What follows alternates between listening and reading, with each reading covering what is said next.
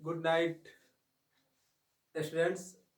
आप लोगों के सामने जो है मैं क्लास 10th के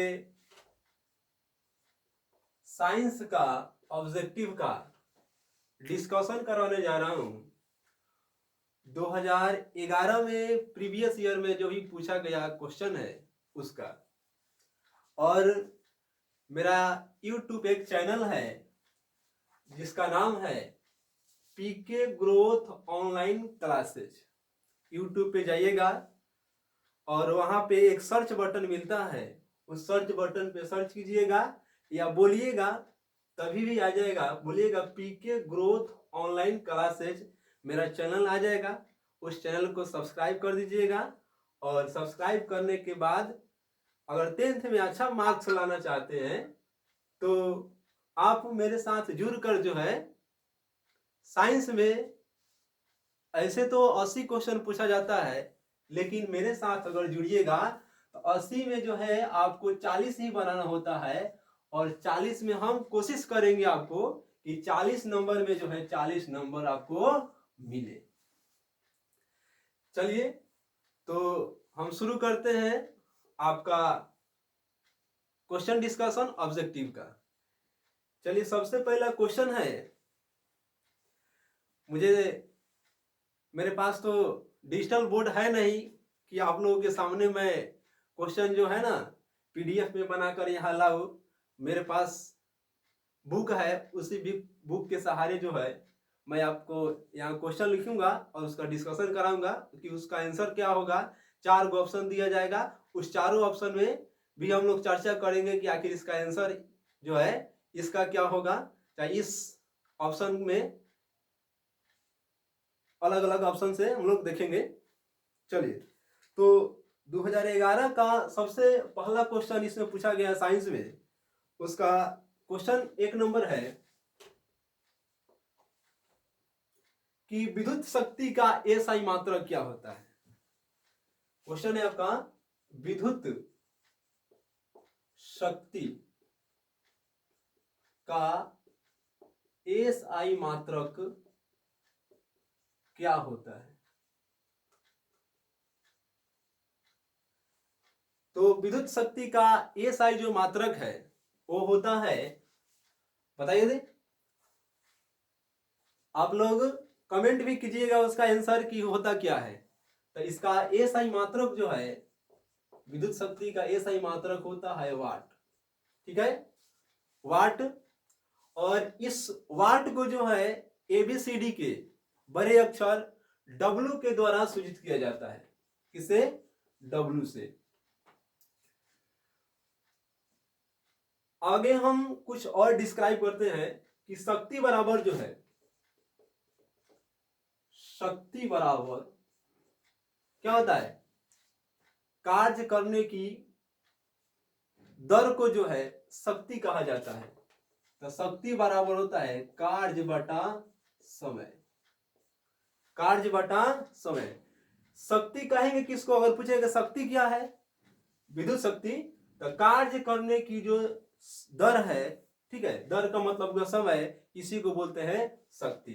शक्ति को P से सूचित करते हैं तो हो जाएगा P बराबर कार्य को W सूचित करते हैं W और समय को T से, तो P बराबर हो जाएगा W बटा T। अगर इसको क्रॉस गुना कीजिएगा तिरछा तिरछी, तो P में अगर T से गुना कीजिएगा तो हो जाएगा आपका क्या? PT बराबर W। यानी W का मान अगर कहेगा कार्य का मान तो शक्ति गुना समय। चलिए 2 नंबर क्वेश्चन है, अगला आपका क्वेश्चन है। अगला आपका क्वेश्चन है कि स्पष्ट दृष्टि की न्यूनतम दूरी क्या होती है। स्पष्ट दृष्टि की न्यूनतम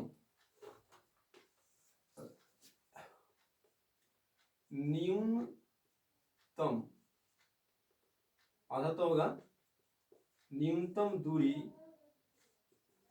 क्या होती है। स्पष्ट दृष्टि का कहने का मतलब हुआ कि कोई भी चीज अगर जैसे मान लीजिए कि बोर्ड पे लिखा गया है तो सही सही हमको दिखाई दे, एकदम सुस्पष्ट ठीक है, दिखाई दे, थोड़ा भी जो है कहीं कटा छटा हो जो है नहीं दिखाई दे, तो उसी को हम लोग बोलेंगे कि यह जो है स्पष्ट दिखाई दे रहा है। तो अगर कोई चीज हमको स्पष्ट दिखाई दे रही है तो कम से कम हम कितना नजदीक से उसको देखेंगे कि हमको सही से दिखाई दे देगा। जैसे मान लीजिए कि अगर ये किताब है हमारे पास, इसमें लिखा हुआ कुछ है, अगर मान लीजिए कि अगर हम 25 सेंटीमीटर की दूरी पर रखते हैं तो हमको स्पष्ट दिखाई देगा। तो स्पष्ट दृष्टि की जो न्यूनतम दूरी होती है, सबसे कम दूरी होती है, वो होता है कितना, 25 सेंटीमीटर। और हमारा आंख जो है यह देख सकता है सबसे अधिकतम दूरी। अगर अधिकतम दूरी पूछता, अधिकतम दूरी तो हो जाती कितना, अनंत हो जाता, अनंत। अब देखिए, अगर हम अपने आंख के करीब किसी वस्तु को 25 सेंटीमीटर से अगर कम रखेंगे तो हमको स्पष्ट दिखाई नहीं देगी। जैसे हम इस किताब के बारे में आपको बताते हैं, जैसे किताब में इसमें लिखा हुआ है, और देखिएगा आंख के जब एकदम करीब ले जाइएगा, ठीक है, तो आपको कुछ इसमें जो है ना दिखाई नहीं देगा, लगेगा कि जो है ना बूंदा बूंदा की तरह है या एक लाइनिंग की तरह है, ठीक है, स्पष्ट दिखाई नहीं देता है। तो स्पष्ट देखने के लिए जो दूरी होता है, न्यूनतम दूरी, सबसे कम दूरी, वो होता है आपका 25 सेंटीमीटर। चलिए आगे हम लोग चलते हैं। आगे है क्वेश्चन आपका कि बायोगैस का मुख्य घटक क्या है। बायोगैस, बायोगैस का मुख्य घटक क्या है। बायोगैस कहने का मतलब हुआ, बायोगैस को गोबर गैस भी कहा जाता है। और मुख्य घटक यानी इसे मुख्य चीज क्या होता है, तो बायोगैस में या गोबर गैस का मुख्य घटक कहिए, मुख्य अवयव कहिए, मेन पदार्थ कहिए, मुख्य पदार्थ कहिए, वो होता है आपका मीथेन। इसका आंसर क्या हो जाएगा, मीथेन, मीथेन। अब आप लोग बताइए कि हम लोग कार्बन चैप्टर पढ़ लिए हैं, चाहे पढ़े हुईएगा आप कहीं दूसरे के माध्यम से या किसी भी टीचर के माध्यम से, तो बताइए इस मीथेन का सूत्र क्या होता है। हाँ सही बोले, इस मीथेन का सूत्र होता है CH4। इसका सूत्र क्या होता है मीथेन का, CH4। यह CH4 जो है यह आणविक सूत्र है, ठीक है। उसके बाद थोड़ा हम इस पे चर्चा कर देते हैं मीथेन के बारे में। मीथेन जो है यह बायोगैस का मुख्य अवयव है। उसके साथ साथ यह मीथेन जो है, आप CNG गैस का नाम सुने होइएगा। इस CNG गैस में जो है, CNG गैस में यह मीथेन गैस रहता है। पूछा जाएगा कि CNG का मुख्य अवयव क्या होता है, मुख्य घटक क्या होता है, तो आप कहिएगा मीथेन यानी CH4। उसके बाद आपको हम बता दें मीथेन के बारे में, तो यह मीथेन जो है, कभी धान उन काटने अगर गए होइएगा तो जैसे ही हम लोग क्या करते हैं कि दो हंसुआ या मान लीजिए कि दो धुरले, या थोड़ा मान लीजिए कि जब हम लोग धान काट लेते हैं या जैसे ही काटने बैठते हैं तो देखिएगा धान के खेत में हम लोग को बहुत गर्मी लगती है। तो वह गर्मी जो है धान के खेत में इसलिए लगती है कि उस धान के पौधे से जो है मीथेन गैस निकलता है, और उसी मीथेन गैस से, ठीक है, मीथेन गैस के कारण ही वह धान के खेत में, ठीक है, आपको या हमको, ठीक है, क्या होता है, गर्मी लगता है। तो धान के खेत में जो है, धान के खेत में कौन सी गैस मिलती है, मीथेन गैस। उसके बाद आपको बता दें कि कभी कभी हम लोग घूमने के लिए कुछ ऐसे जगह पे चले जाते हैं जहां पे समुद्र तल के किनारे, जहां पे दलदल होता है, तो उस दलदली इलाके में जो है, दलदली इलाके में जो है मीथेन गैस मिलता है। तो दलदली इलाके में यानी दलदल में, दलदल, दलदल में जो है, यानी दलदल इलाके कर देते हैं या क्षेत्र में, सीधा समझिए क्षेत्र, दलदल क्षेत्र में या दलदली क्षेत्र में कौन सी गैस मिलती है? तो इसका आंसर हो जाएगा मीथेन गैस। उसके बाद एक और चीज आपको बताते हैं कि अगर आप घर में जो है, अपने घर में आप भैंस को या गाय को पाले होइएगा, तो अगर उसको आप लेदी लगाने जब जाते हैं, लेदी यानी उसको, जिसको हम लोग बोलते हैं, शुद्ध अगर भाषा में आइएगा तो उसको बोलते हैं चारा। तो लेदी लगाने जब, चारा लगाने जब जाते हैं, तो देखिएगा जैसे ही वह मुंह को जब उठाता है तो उसके मुंह से हमको कुछ स्मेल आता है, कुछ दुर्गंध आता है। तो वह दुर्गंध आने का कारण है कि वह जब जुगाली करता है ना, पगड़ी जिसको हम लोग बोलते हैं, तो पगड़ी करते समय उसके मुख से जो है यह मीथेन गैस निकलता है। इसीलिए वह थोड़ा हमको बास मारता है, यानी थोड़ा दुर्गंध देता है। तो जब जानवर जो है, ठीक है, जुगाली करता है, क्या करता है? जुगाली, उस समय में जुगाली के क्रम में जो है कौन सी गैस निकलता है? Methane gas. तो आप लोग इसी तरह से शॉर्ट में लिखिएगा कि बायोगैस का मुख्य घटक क्या है? तो बायोगैस का मुख्य घटक मीथेन हो जाएगा, इसका सूत्र हो जाएगा CH4 हो जाएगा। सीएनजी का मुख्य अवयव क्या है? सीएनजी का मुख्य अवयव होता है मीथेन। उसके बाद धान के खेत में कौन सी गैस मिलती है? तो मीथेन हो जाएगा। दलदली क्षेत्र में कौन सा गैस मिलते हैं? तो मीथेन हो जाएगा। जानवर जो है जुगाली करता है तो कौन सी गैस छोड़ता है, कौन सी गैस निकलता है? मीथेन। ये सबको नोट भी करते जाइएगा। पढ़ने का जो तरीका है वह कॉपी कलम लेकर के आपको बैठना होगा। अगर चाहिएगा कि वीडियो हम देखकर साइंस का 40 में 40 बना ले तो यह मुश्किल है। हाँ देखिएगा वीडियो तो उसमें से कुछ मार दीजिएगा, लेकिन अगर कलम लेकर कॉपी लेकर बैठिएगा, इस चीज को नोट कीजिएगा, ठीक है, तो 40 में 40 आप प्राप्त कर सकते हैं। चलिए, अगर मान लीजिए कि उतारने में अगर आपको दिक्कत हो तो वीडियो को क्या कीजिएगा, रोक दीजिएगा, स्किप कर दीजिएगा, स्किप करके इसको उतार लीजिएगा, ठीक है। इसी तरह से शॉर्ट में उतारिएगा। चलिए आगे हम लोग चलते हैं। आपको 4 नंबर क्वेश्चन कह रहा है किताब का ही क्वेश्चन है। 4 नंबर क्वेश्चन है कि वन संरक्षण का एक मुख्य उपाय बताइए। वन संरक्षण का, वन संरक्षण, वन संरक्षण, संरक्षण, वन संरक्षण का एक उपाय बताइए। एक मुख्य उपाय, मुख्य उपाय। तो देखिए, वन संरक्षण का मुख्य उपाय क्या है? वन का मतलब तो आप समझ ही रहे, जंगल। और संरक्षण का मतलब होता है बचाना, बचाव करना, यानी जंगल को बचाना। तो जंगल को बचाने का भाई मुख्य उपाय, सबसे अच्छा उपाय कौन है? तो जंगल को जो हम लोग काटते हैं, उस कटाई पर, उस कटाई पर अगर रोक लगा दिया जाएगा तो इस वन का बचाव हो जाएगा, संरक्षण हो जाएगा।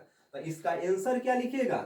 आंसर लिखिएगा कि वन को काटने से रोका जाए,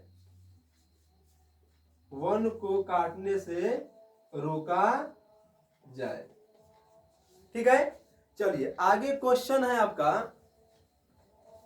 आगे क्वेश्चन है कि लोहा, लोहा ऑक्सीजन से संयोग करके क्या बनाता है? लोहा ऑक्सीजन से संयोग करके क्या बनाता है? इसको मिटा दे, बोलिए, मिटा देते हैं, ठीक है। अभी आपका क्लास जो है कम से कम, अभी हम आपको वही कम से कम 45 या 50 मिनट आपको हम पढ़ाएंगे, ठीक है। इसको हम मिटा देते हैं, ठीक है। वीडियो आप स्किप करके यानी रोक करके आप इस चीज को नोट कर लीजिएगा, उतार लीजिएगा।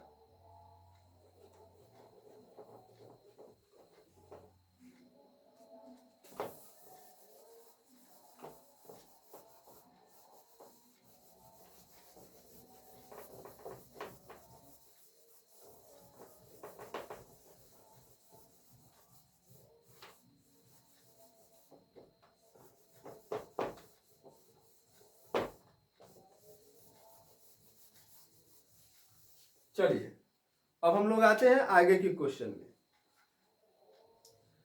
कह रहा है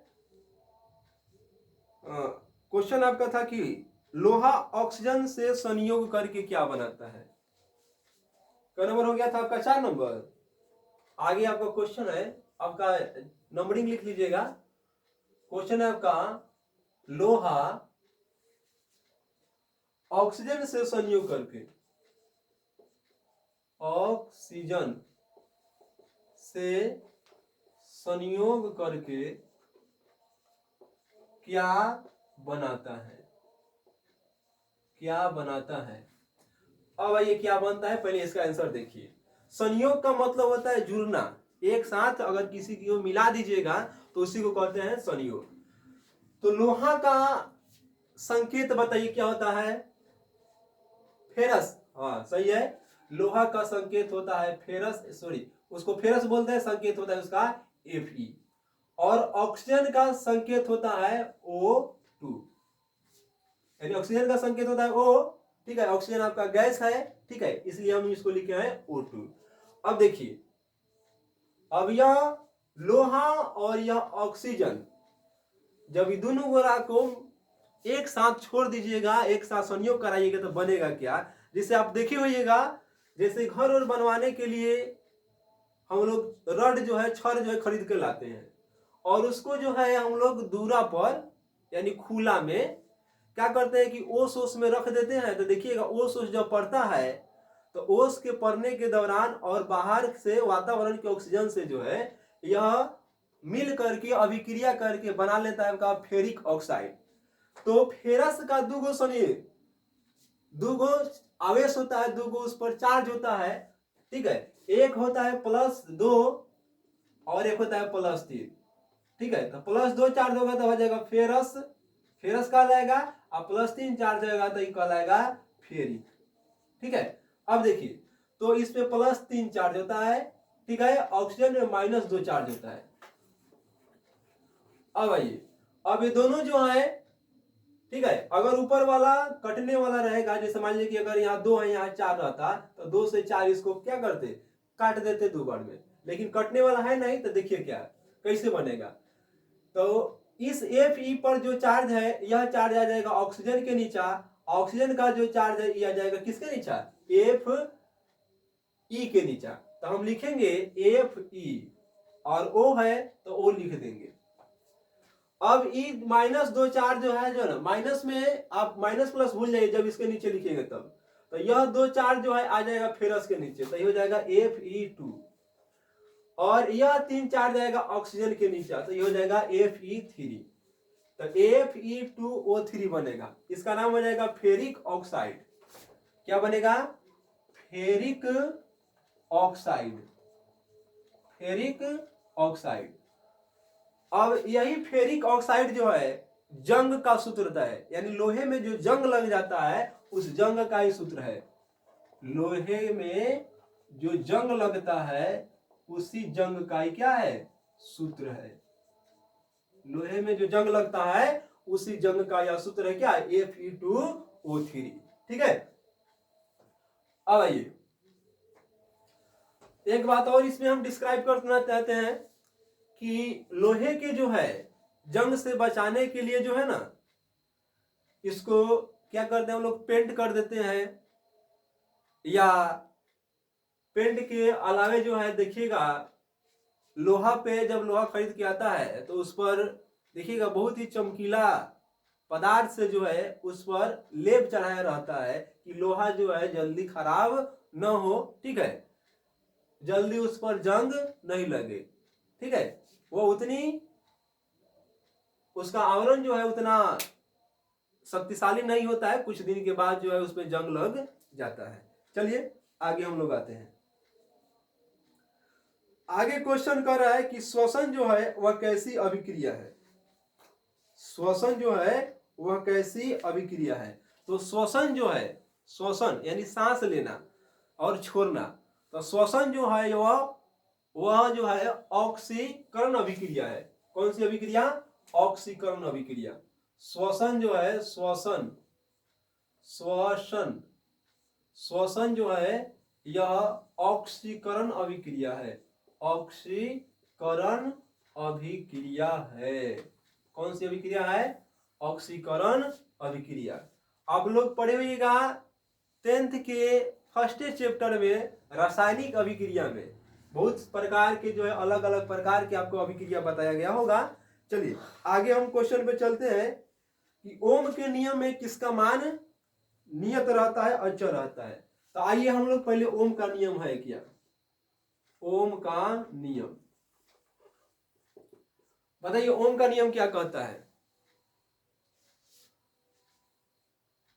बोलिए।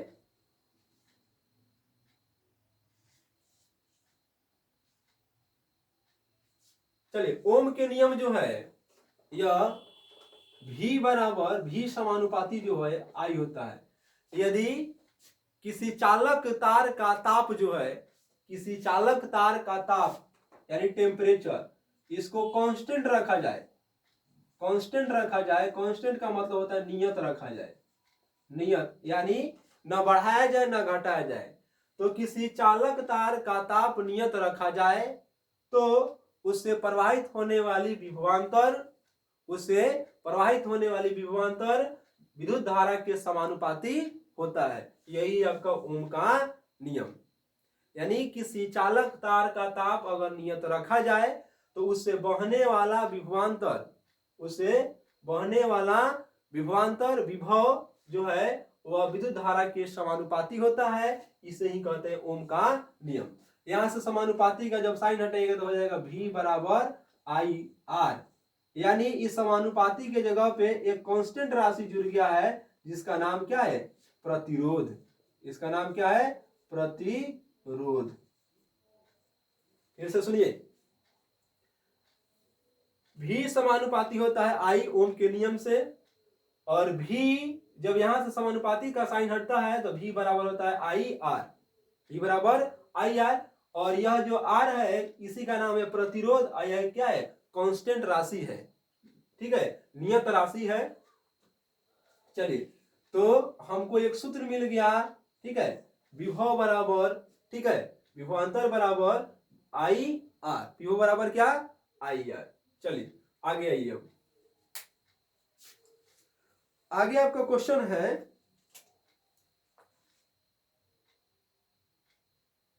कि वह कौन सी धातु है जिसे चाकू से काटा जा सकता है।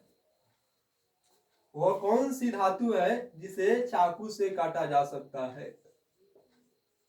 वह कौन सी धातु है जिसे चाकू से काटा जा सकता है। अब आइए, तो चाकू से काटने वाला उस धातु का नाम बताइए जो कि चाकू से क्या हो जाएगा, काटा जाएगा। तो इसका आंसर लिखेंगे हम लोग, उत्तर लिखेंगे, ठीक है, सोडियम। क्या लिखेंगे, सोडियम। इसका संकेत होता है क्या, Na। अब देखिए सोडियम जो है यह एक धातु है, यह होता है मुलायम होता है, इसको आप चाकू से जो है आसानी से काट सकते हैं। सोडियम को ही नहीं बल्कि पोटेशियम, पोटेशियम, पोटेशियम, उसके बाद आपका लिथियम Li, ठीक है, ये सभी को जो है आप चाकू से काट सकते हैं, ठीक है। सोडियम भी काटा जाएगा, पोटेशियम भी काटा जाएगा, लिथियम भी काटा जाएगा, ठीक है। लेकिन सबसे ज्यादा क्वेश्चन पूछा जाता है, ठीक है, इस सोडियम से ही, कि वह कौन सी धातु है जिसे चाकू से काटा जा सकता है। तो वह है आपका क्या, सोडियम। क्या हो जाएगा आंसर, सोडियम। अगर सोडियम नहीं रहेगा तो मारेंगे क्या, पोटेशियम। अगर ये दोनों नहीं रहेगा तब मारेंगे लिथियम। लेकिन ये दोनों जो है पोटेशियम और लिथियम, ये दोनों ऑप्शन में नहीं रहता है, ऑप्शन में रहता है कौन, सोडियम। तो मारेंगे हम लोग कौन सा आंसर, सोडियम। आगे आइए, कह रहा है कि हीरा किस तत्व का अपरूप है। तो हीरा जो है वह कार्बन का अपरूप है। अपरूप का मतलब हुआ उसी के रूप के जैसा, उसी के जैसा। तो बताइए हीरा किस तत्व का अपरूप है? तो हीरा जो है वह कार्बन का अपरूप है। किसका अपरूप है? कार्बन का। चलिए आगे क्वेश्चन, आगे की क्वेश्चन में हम आते हैं। आगे आपका है कि आवर्त सारणी के प्रथम वर्ग के एक तत्व का नाम लिखे। आइए, तो आवर्त सारणी के क्वेश्चन नंबर है, आवर्त सारणी के एक तत्व का नाम लिखना है। आवर्त सारणी के प्रथम, एक मिनट रुक जाइए। कह रहा है क्वेश्चन क्या है आपका? आवर्त सारणी के प्रथम वर्ग, आवर्त सारणी के प्रथम वर्ग, प्रथम वर्ग के एक तत्व का नाम, एक तत्व का नाम लिखे। अब आइए इधर, अब आपको हम बताते हैं।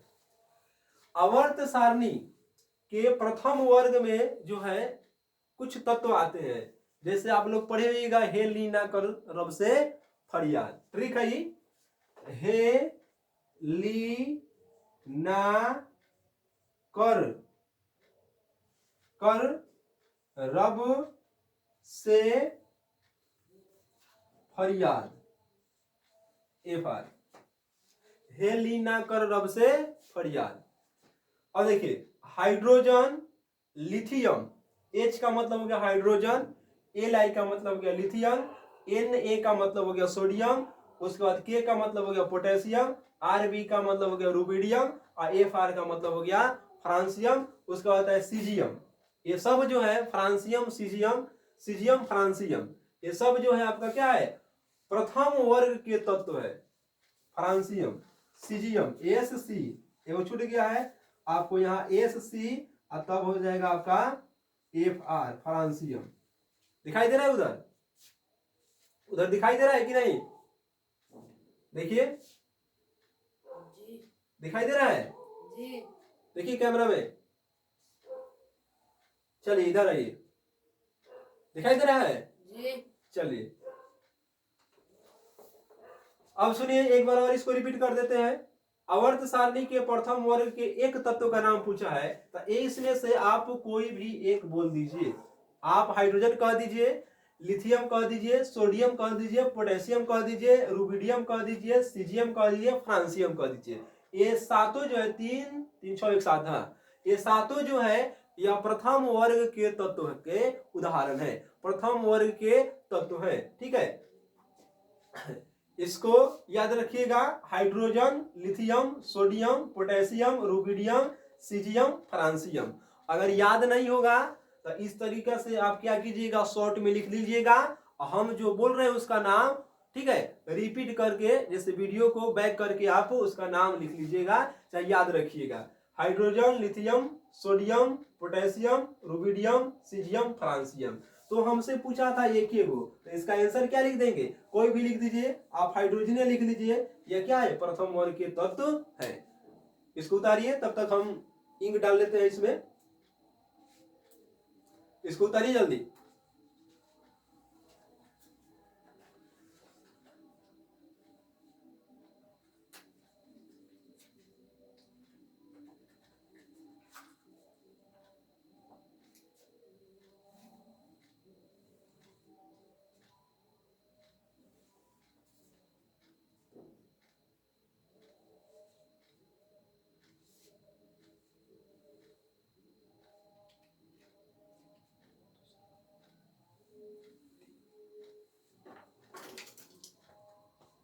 जल्दी उतारिए, जल्दी आप।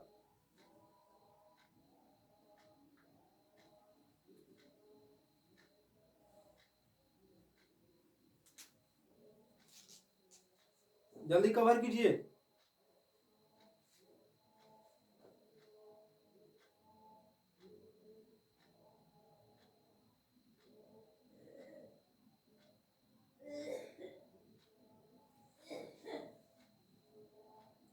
उतार लिए? जल्दी लिखिए।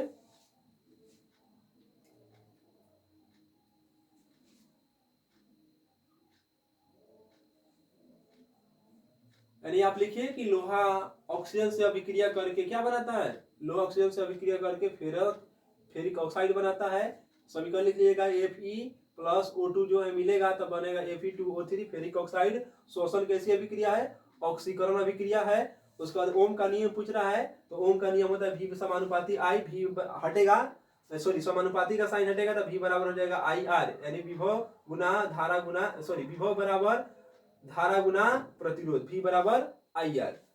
वो कौन सी धातु है जिसे चाकू से काट सकते हैं, तो सोडियम है, पोटेशियम है, लिथियम है, इस सबको आप चाकू से काट सकते हैं। उसके बाद आवर्त सारणी के प्रथम वर्ग के एक तत्व का उदाहरण लेना है, तो आपको लिख लीजिए यहाँ क्या, हाइड्रोजन। अगर आपसे ज्यादा पूछेगा तो याद रखिएगा hydrogen, lithium, sodium, potassium, rubidium, cerium, francium. चलिए आगे हम लोग आते हैं, इसको मिटाए, अब मिटा दे, चलिए मिटा लेते हैं। आप लोग कहिएगा तभी ना मिटाएंगे हम।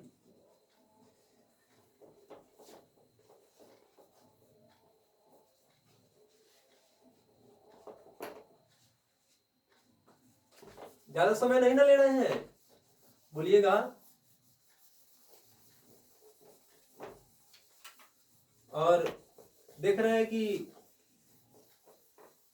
वीडियो जो है ना बनाने में बहुत मेहनत लगता है, आपको पता ही होगा। तो हम आपसे एक ही चीज मांग रहे हैं, बस केवल चैनल को जो है सब्सक्राइब कर दीजिएगा और लाइक कर दीजिएगा। लाइक और सब्सक्राइब करने से एक फायदा होगा आपको कि अगर हम वीडियो डालेंगे तो सबसे पहले आपको मैसेज जो है, नोटिफिकेशन जो है आपके मोबाइल पे आ जाएगा कि वीडियो डाला गया है।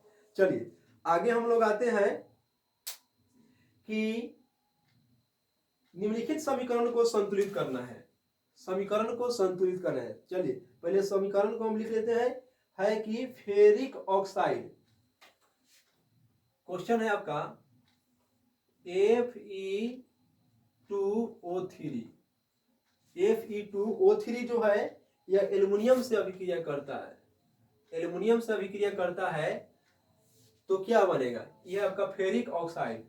अभी थोड़ा देर पहले लिखे थे फेरिक ऑक्साइड, फेरिक ऑक्साइड, ये आपका एल्युमिनियम। याद रखिएगा एल का मतलब 10th में पढ़ रहे हैं तो ये सब तो एकदम जीभ पर जो है, मुंह पे याद होना चाहिए आपको, एल्युमिनियम है। चलिए सबसे पहले हम इसका चार्ज लिख देते हैं। देखिए ये दो चार्ज जो है किसका है, इस फेरस के नीचे 2 है, यानी यह ऑक्सीजन का -2 है। और ऑक्सीजन के नीचे जो 3 है यह किसका है, फेरस पर का है +3। एल्युमिनियम पे जो चार्ज होता है वह +3 चार्ज होता है। अब आइए देखिए कैसे बनेगा ये, तो देखिएगा इसमें प्लस वाला है, माइनस वाला भी है, इसमें प्लस वाला है, माइनस वाला है नहीं है, तो इसका माइनस वाला जो है इसके प्लस वाला से अभिक्रिया कर लेगा।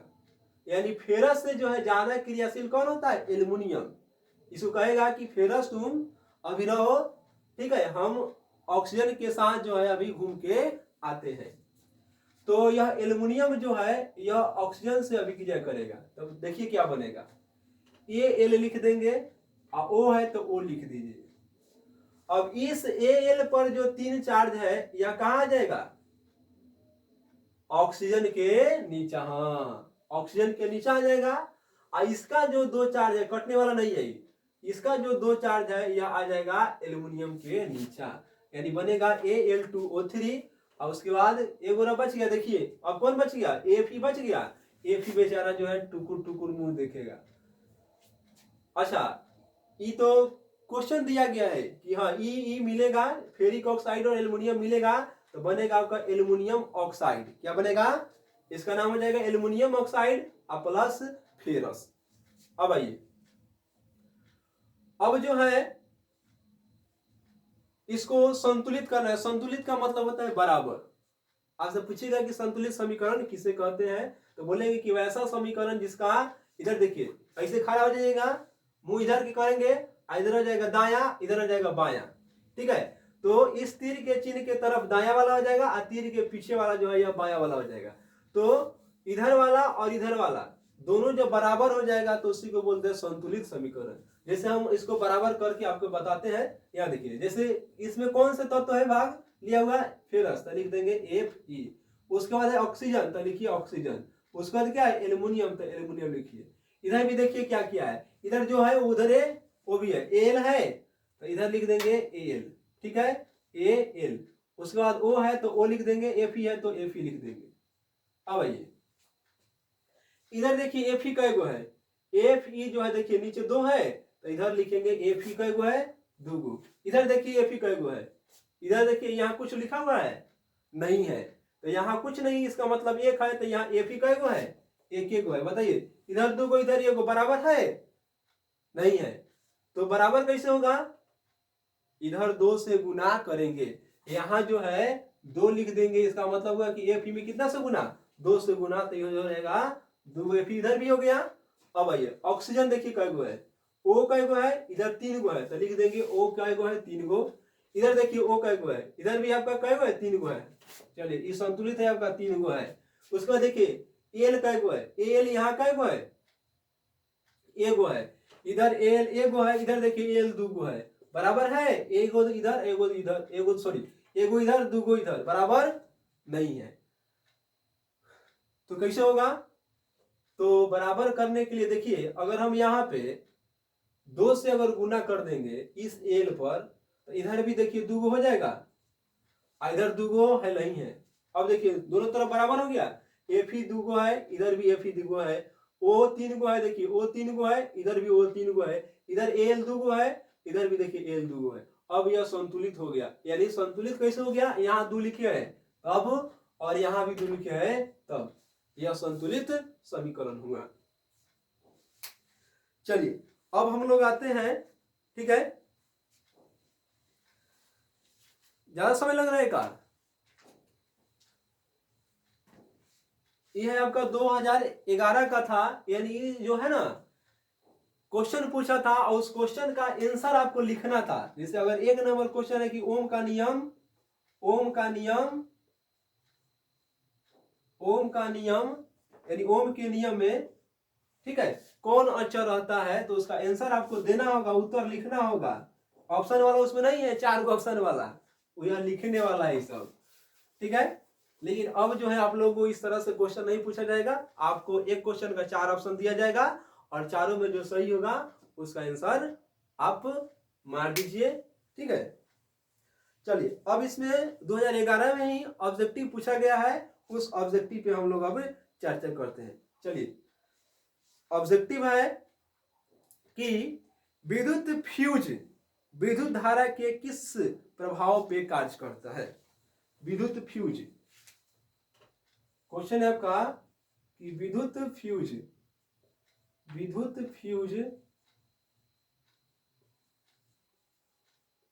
विद्युत धारा के किस प्रभाव पर कार्य करता है। इसका ऑप्शन है, ऑप्शन भी अब लिखेंगे, ठीक है। इसका ऑप्शन है उष्मीय, उष्मीय, बी में है चुंबकीय, चुंबकीय, सी में है आपका रासायनिक, रासायनिक, और डी में है आपका इनमें से कोई नहीं, यानी none of this, none of this. चलिए क्वेश्चन है कि विद्युत फ्यूज विद्युत धारा के किस प्रभाव पे कार्य करता है। तो हम लोग के घर में जो फ्यूज लगा होता है, यानी फ्यूज लगाया जाता है, किसी भी यंत्र को, किसी भी उपकरण को बचाने के लिए फ्यूज हम लोग लगाते हैं। जैसे देखिएगा कि बल्ब अगर लगा हुआ है, पंखा लगा हुआ है, तो वहां पे फ्यूज लगाया जाता है, ताकि अगर अधिक वोल्टेज आ जाए तो अधिक वोल्टेज के कारण जो है, ठीक है, वो सबसे पहले फ्यूज हमारा, ठीक है, फ्यूज का तार उड़ेगा। उसके बाद जो है जैसे ही फ्यूज का तार उड़ेगा, वहां से विद्युत धारा की जो है कनेक्शन जो है, विद्युत धारा का आवागमन जो है वह बंद हो जाएगा, कट हो जाएगा, कट जाएगा, जिस कारण से हम लोगों का घर में जो लगा हुआ फ्रिज है, रेफ्रिजरेटर है, बल्ब है, टीवी है, जो भी है वह जलने से, क्षतिग्रस्त होने से बच जाएगा। तो चलिए, विद्युत फ्यूज विद्युत धारा की किस प्रभाव पे कार्य करता है बताइए। तो विद्युत फ्यूज जो है विद्युत धारा के उष्मीय प्रभाव पे कार्य करता है। किस प्रभाव पर? उष्मीय प्रभाव पे। ठीक है, नहीं चुंबकीय प्रभाव पे कार्य करता है और नहीं रासायनिक प्रभाव पे कार्य करता है। यह उष्मीय प्रभाव, उष्मीय का मतलब हुआ गर्म हो जाता है, ठीक है, और अधिक वोल्टेज के कारण गर्म हो जाता है।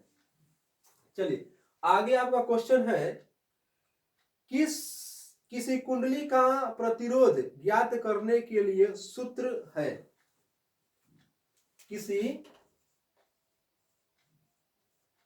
कुंडली का प्रतिरोध ज्ञात करने के लिए सूत्र है। अब देखिए सूत्र दिया गया है R बराबर VI, ठीक है, ए नंबर है आपका। बी नंबर में है, बी नंबर में है आपका, किधर गया, बी नंबर में है R बराबर I बटा V। सी में है आपका R बराबर V बटा I, और डी में है आपका R बराबर V माइनस I। अब इस चारों ऑप्शन में आपका कौन सा ऑप्शन सही है कि कुंडली का प्रतिरोध ज्ञात करने के लिए सूत्र है। सीधा समझिए, कुंडली का प्रतिरोध का है चाहे सीधा प्रतिरोध का है, ठीक है। तो हम लोग अभी पढ़े हैं ओम के नियम से कि V समानुपाती I, यहां से हटता था समानुपाती का साइन, तो V बराबर IR था कि नहीं। अब देखिए इसको हम ऐसे भी लिख सकते हैं, V बराबर I गुना R, यानी दोनों के बीच गुना का रिलेशन है। अगर हम यहां से I को अगर हटाना चाहते हैं, R का मान निकालेंगे, तो यह गुना में इधर आएगा तो क्या हो जाएगा, भाग में, तो हो जाएगा V बटा I बराबर R। तो बताइए क्या सूत्र हो जाएगा, R बराबर V बटा I। देखिए इस ऑप्शन में कहीं R बराबर V बटा I है, R बराबर V I तो नहीं होगा। उसके बाद R बराबर I बटा V उल्टा है, ये भी नहीं होगा। R बराबर V बटा I, इसका आंसर क्या आ जाएगा, बोलिए, सी नंबर इसका आंसर सही होगा, यानी R बराबर V बटा I होता है। एक सूत्र याद रखिएगा आप, ये वाला V बराबर IR, V बराबर IR, इससे दोनों तीनों निकल जाएगा, एक होता है दो को निकल जाएगा। ये V बराबर IR एक निकल गया, R बराबर V बटा I। अगर हमको I का मान निकालना है, I बराबर, तो R को लिए इधर, अगर I हमको निकालना है तो क्या कीजिएगा, R गुना में है, इधर देखिए R गुना में है, तो इस R को एने ले आइएगा तो हो जाएगा बट्टा में, तो हो जाएगा V बटा R बराबर I, यानी विद्युत धारा बराबर क्या हो जाएगा, V बटा R बटा I। चलिए इसको उतार लीजिए, हम तब तक मिटाते हैं, आपका वीडियो रहेगा, ठीक है, आप वीडियो में देख करके स्किप करके उतार लीजिएगा, ठीक है, ऐसे आपका ज्यादा समय लगेगा। हम इसको मिटाते हैं।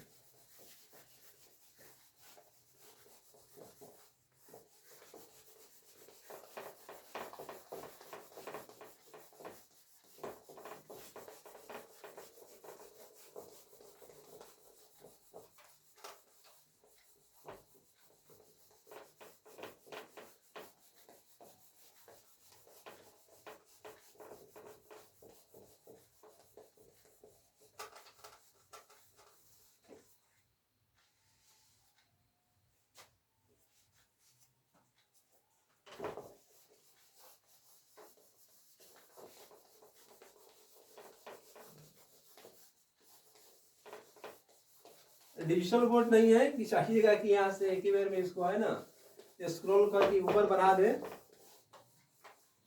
यह आपका व्हाइट बोर्ड है। चलिए आगे हम लोग चलते हैं कि डायनेमो से किस प्रकार की धारा प्रवाहित होती है।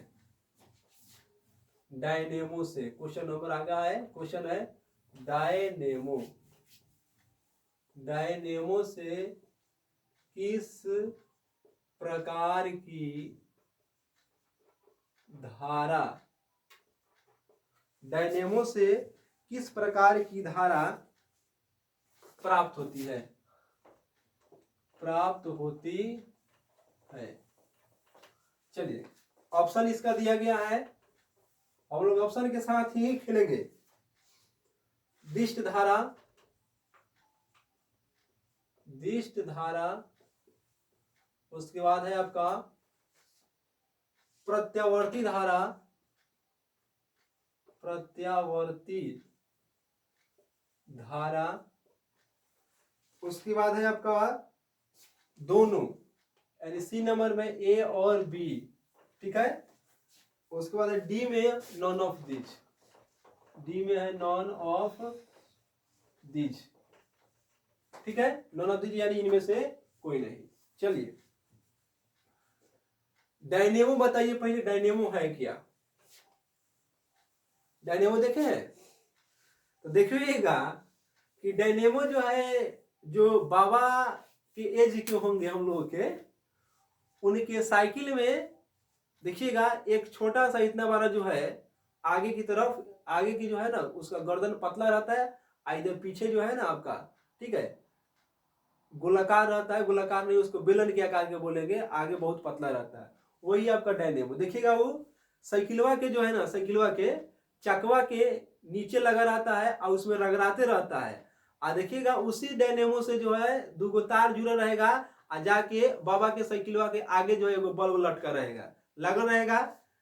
तो वह डायनेमो जो है चक्का के चलने से जो है, ठीक है, डायनेमो जो है यह चक्का के चलने से इसमें आ जाता है एक प्रकार की ऊर्जा उत्पन्न होती है, स्टोर होता है, जिसको बोलते हैं यांत्रिक ऊर्जा। यांत्रिक ऊर्जा, इस यह डायनेमो जो है उस यांत्रिक ऊर्जा को, चक्का के चलने के दौरान जो ऊर्जा उसको मिला वो ऊर्जा हो गया यांत्रिक ऊर्जा।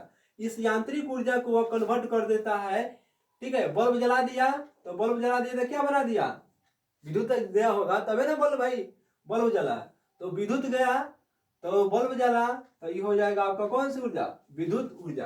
तो डायनेमो एक यंत्र है, एक डिवाइस है, एक युक्ति है जो यांत्रिक ऊर्जा को विद्युत ऊर्जा में बदल देता है। किसको बदलता है, यांत्रिक ऊर्जा को विद्युत ऊर्जा में। ये बहुत ही इंपॉर्टेंट क्वेश्चन है कि डायनेमो जो है किस ऊर्जा को किस ऊर्जा में कन्वर्ट कर देता है, बदल देता है। तो आप बोलिएगा कि यांत्रिक ऊर्जा को विद्युत ऊर्जा में बदल देता है।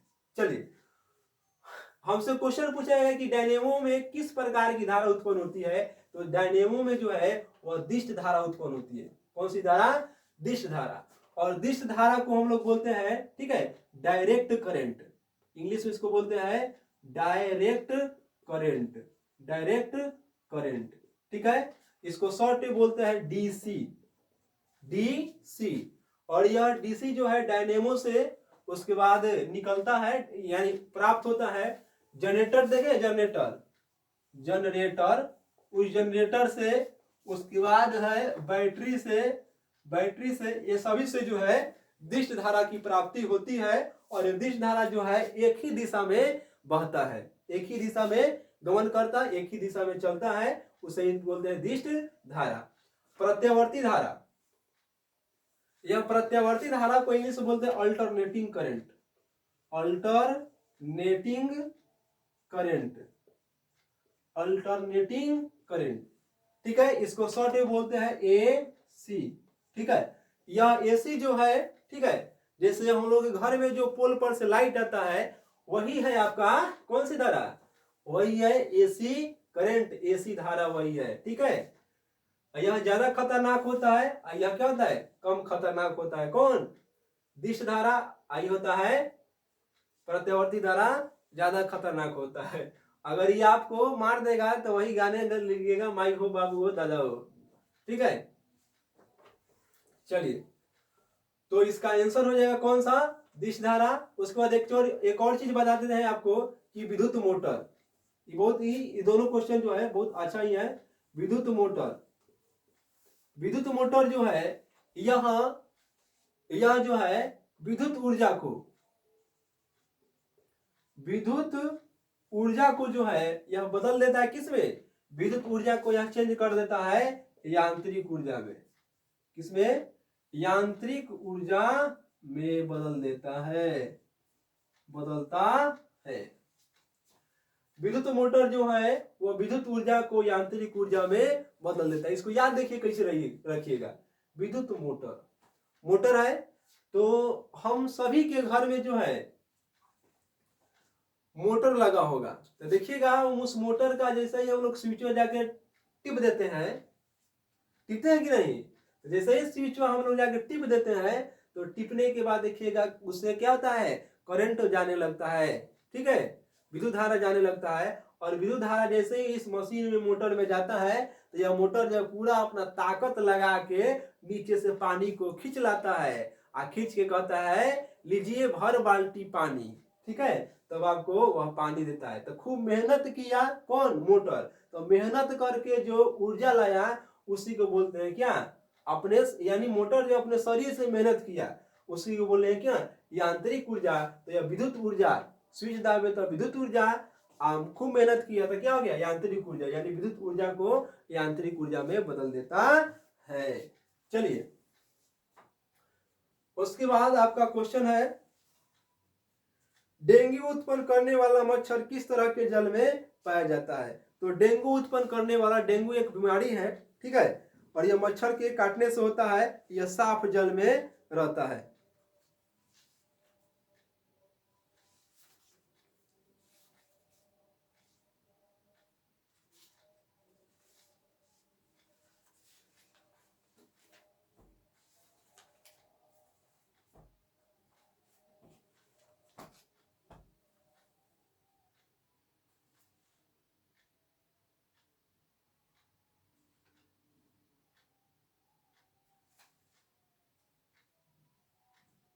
चलिए आगे आइएगा। आगे क्वेश्चन है कि निम्नलिखित में कौन बायोगैस ईंधन का स्रोत नहीं है?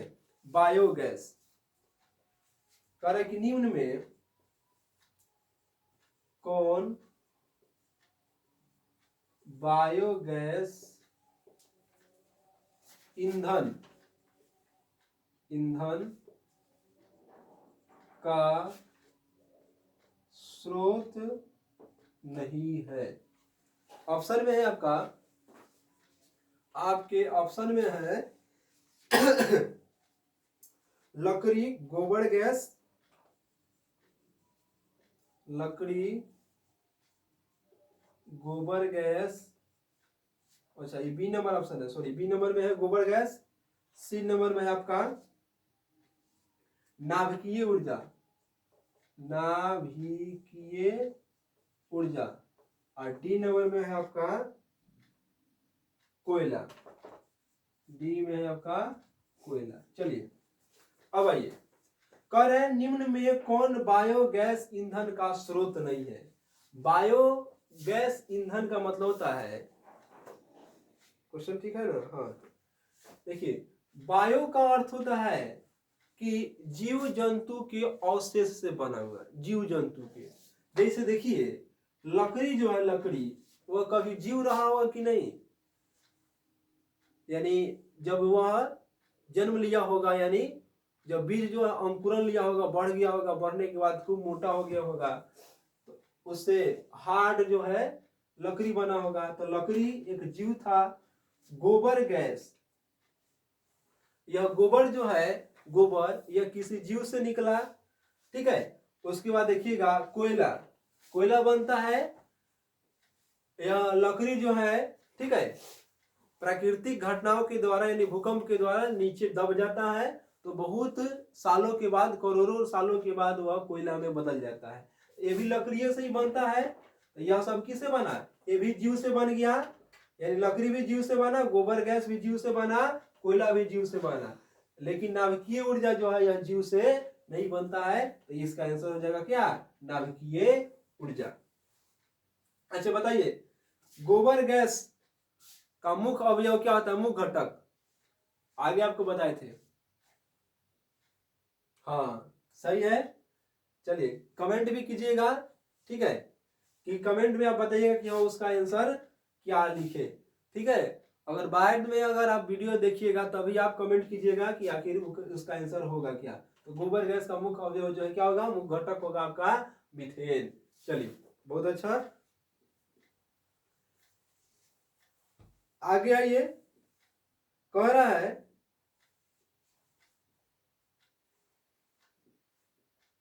कि हाइड्रा में प्रजनन किस विधि से होता है। हाइड्रा में प्रजनन, प्रजनन का मतलब हुआ जन्म लेना, तो हाइड्रा में जो प्रजनन है वह द्विखंडन विधि की, मुकुलन विधि की, लैंगिक जनन विधि की, इनमें से सभी। बताइए। तो हाइड्रा में जो प्रजनन है यानी एक हाइड्रा जो है वह दूसरे हाइड्रा का निर्माण करता है, यानी संतति हाइड्रा का निर्माण करता है। ठीक है, तो मुकुलन विधि द्वारा, किस विधि द्वारा, मुकुलन, मुकुलन विधि द्वारा, किस विधि द्वारा, मुकुलन विधि द्वारा।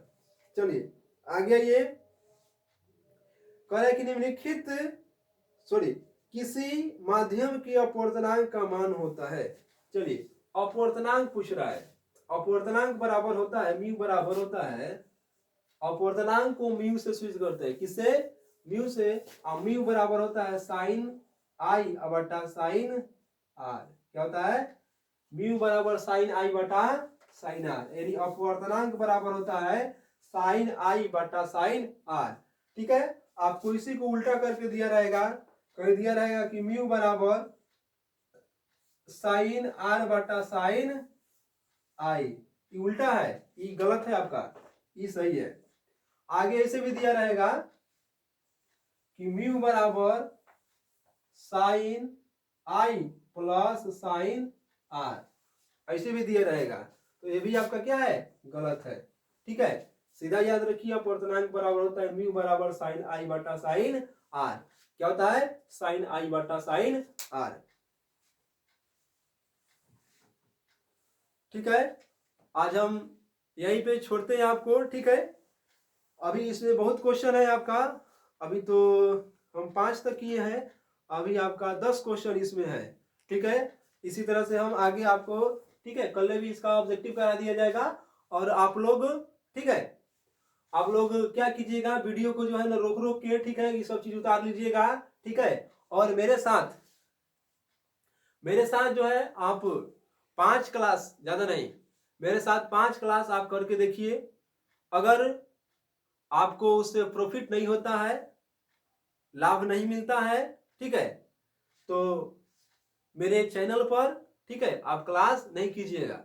लेकिन अगर आपको जब 5 क्लास कीजिएगा तो खुद ही आपको बुझा जाएगा कि हाँ हमको क्या मिल रहा है।